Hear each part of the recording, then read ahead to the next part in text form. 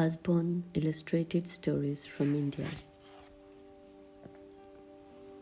The Blue Jackal. On the edge of town, a jackal was hunting fireflies when a rather plump one landed on a wall in front of him. He thought his hunt was over. "I have you now," he boasted. He drew back his ears, flattened his paws on the ground, sank down low, and pounced. The jackal flew through the air, but so did the firefly. Fast as a shooting star, it sped out of reach of the jackal's outstretched paws. The jackal continued his fight up and over the wall, straight into the backyard of the cloth dyer's house. He landed with a yip and a sploosh in a tub of blue dye. "Ugh, what is this?"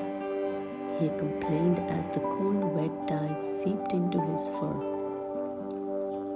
He tried to scramble out, but the sides of the tub were high and slippery, and he was far too small.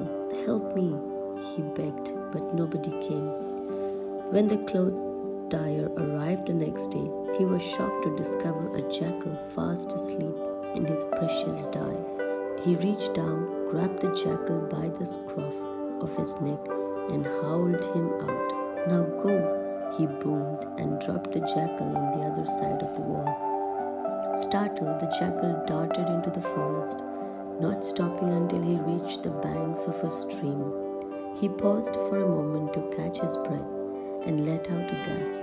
Reflected in the stream was a jackal with the most spectacular coat he had ever seen. "It's blue," he whispered, gazing down at his own reflection in awe. "I'm blue, a magnificent, beautiful, bright blue. I've never seen such fantastic fur. The other animals are going to be so jealous." The jackal strutted through the forest, parading his new coat for all to see. Soon he came across a monkey who bowed to him on sight and asked, "What kind of creature are you?" "I am a wonderful one, of course," replied the jackal with a grin, and he continued on his way. Next came a prowling tiger who eyed the jackal suspiciously, then bowed, just as the monkey had. "I could get used to this," thought the jackal. By the time the jackal arrived home, another monkey, a pair of parrots, and an elephant had all bowed to him. He was feeling very important indeed. The other jackals were not so impressed. They crowded around, sniffing him, nipping at him, and prodding him with their paws as if he were a stranger. "How did this happen?" asked one jackal. "You do look silly," said another. "Silly?" snarled the blue jackal. Could they not see how magnificent he was? This wouldn't do. No, this would not do at all. He pondered for a moment, then asked, "Would you dare to call the forest goddess silly?"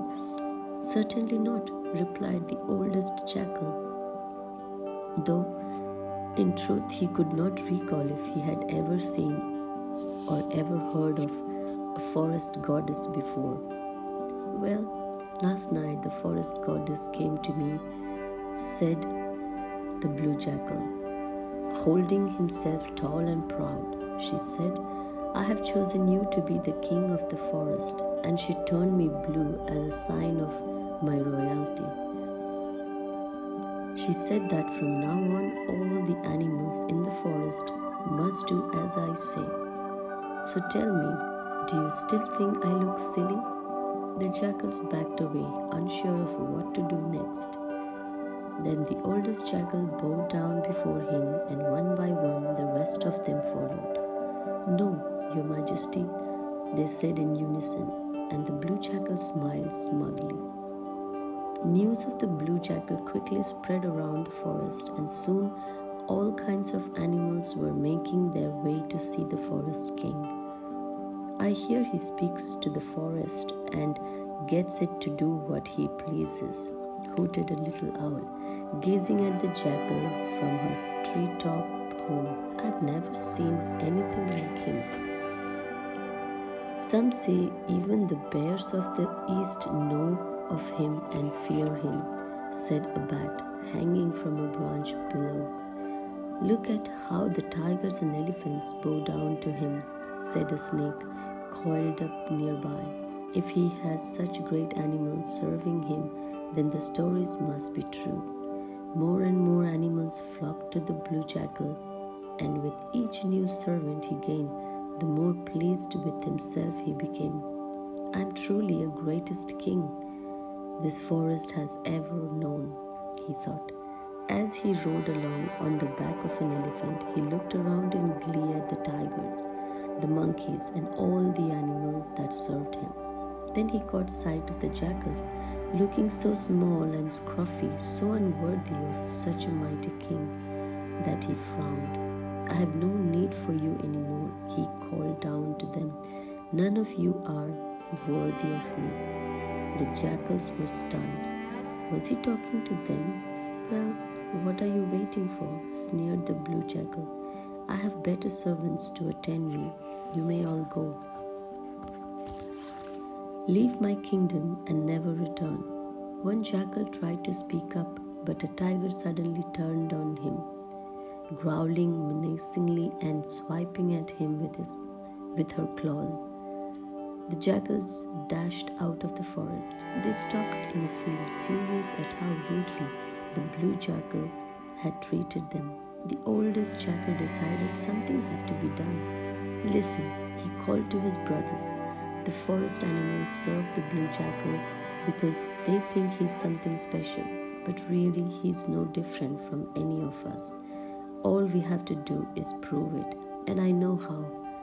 As the sun slipped below the horizon and the moon rose to take its place, the jackals gathered on the edge of the forest. Ready? Called the old one. Now he cried, and together they lifted their noses to the sky and howled. Their howls carried through the forest, between trees and over streams. The blue jackal's ear twitched. He knew that sound. Without thinking, he glanced at the bright moon in the sky and let out a howl of his own. When he was finished, he looked around and noticed all his servants were staring at him. What? He asked, confused. Haven't you seen a king howl before? Never, said an elephant thoughtfully, but I have seen a jackal howl. That's it, exclaimed a monkey with a laugh. He's no king, he's just a plain old jackal. The other animals screwed up their eyes, then opened them wide to take a fresh look at their king. What the monkey said was true. He was a jackal. We have been fooled, growled the tigers. Get him, trumpeted the elephants. Amidst a chorus of angry roars, hisses, and shrieks, the animals chased the jackal out of the forest and far into the distance. Since then, not a single blue hare has been spotted in the forest, and he hasn't been heard of since. Thank you.